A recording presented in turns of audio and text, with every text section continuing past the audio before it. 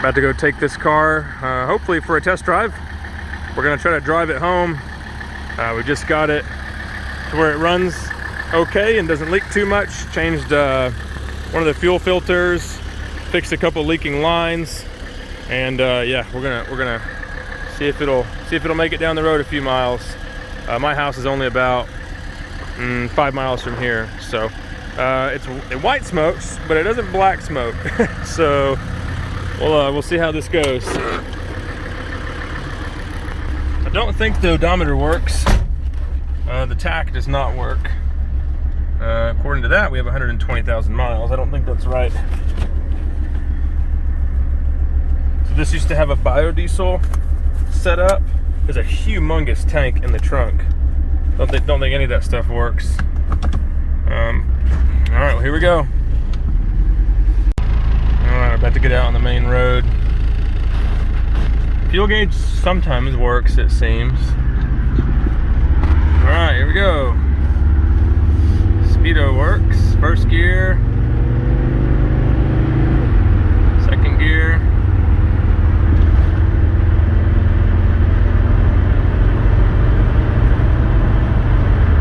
Third gear.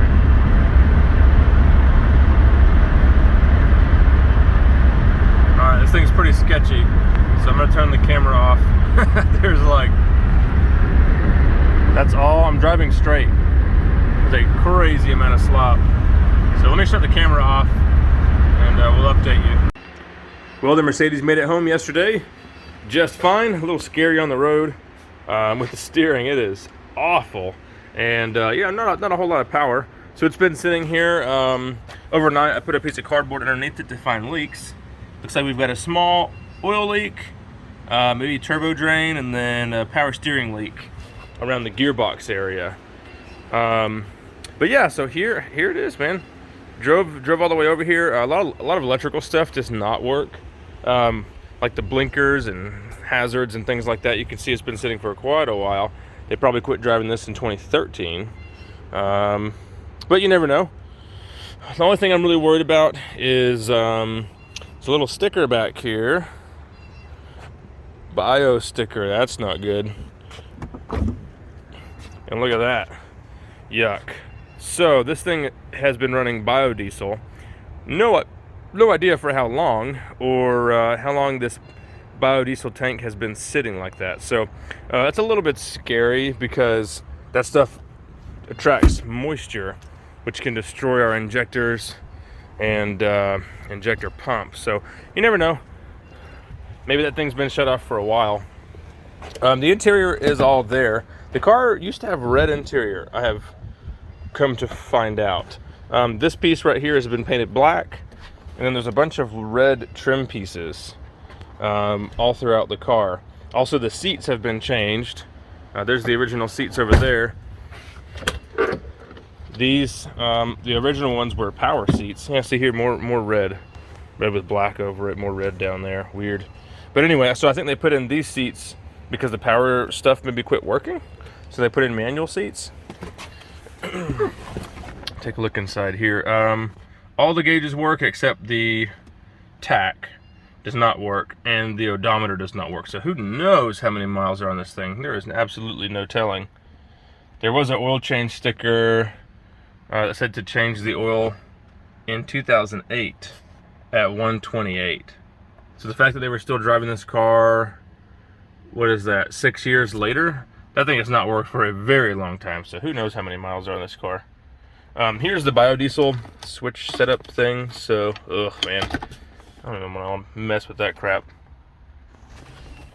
But everything else is here. Unfortunately, it has a sunroof, which doesn't look like it's been closing all the way. So that's kind of yuck, but let's take a look inside here. All right, so under the hood, everything is there. The only thing I've done was last night I came out and I fixed a couple of vacuum lines. Just ones that were completely rotted away, replaced a couple elbows and stuff like that. And then I capped off the ones that go to the EGR. Because this EGR valve was leaking inside, the diaphragm was leaking. So any vacuum that I was building up with the mechanical pump was just being lost. So some of the important stuff wouldn't work, like the transmission vacuum module thing. But yep, first thing we're gonna do is a compression test today. I'm gonna pull all the injectors out, test the compression, and then after that, the next step will be doing a valve clearance job on it. So stay tuned, we're gonna have some fun. I've got all the injectors out and went ahead and did a compression test. So we removed the lines up here on the top, left them all attached to each other, just pulled them all off in the two separate pieces, and did a compression test. So I got between 340 and 320 on all the cylinders. This front one, number one, was 340, the rest were 320 or 322. So at least they're consistent numbers. Unfortunately, I didn't get to test the engine hot like you're supposed to, because when I went to use the socket that I had, it just wasn't deep enough. I had the engine warmed up, I removed the fuel lines, I was ready to pull the injectors and do the test, and then I had to go to the store. So instead of putting all the lines back on, bleeding the system, running the car again, just went ahead and tested it cold. The main thing was I just wanted to make sure they were consistent, and they are. So these injectors, or the cylinders, should be good. Feel confident working on this engine some more. We need to do valve clearance, but the next thing I'm going to do is pull apart the injectors because they don't look super great. Alright, so here they are. I'm about to pull them apart and put them in the sonic cleaner. The only one that I think looks good, like they're supposed to, is this one here, cylinder number 3. I think that's number 3. I marked them all. Yep, okay. So number 3 there. The rest of them all have different amounts of discoloration. Number 5 being the worst. Number 5 looks pretty bad, I think. It was super, just super nasty. I don't know if this is leaking from the valve cover or what, but all this yucky stuff was everywhere. It's like super sticky. And then a lot of coking or carbon buildup all inside there. And the other ones are just kind of dark all around, right? So I don't know if that's from leaking or what. I'll be totally honest, I've never worked on these kind of injectors before. I really don't know exactly what to expect. I know you're supposed to test them in a bench tester called a pop tester. I don't know if I'm going to buy one of those or not. All the reviews of the ones you can get easily are pretty bad. So anyway, I'm going to go ahead and pull these things apart and just check and see what they look like on the inside. Right off the bat, number 1 injector looks pretty bad inside. Kind of what I was worried about was the biodiesel causing rust, and it looks like it definitely has.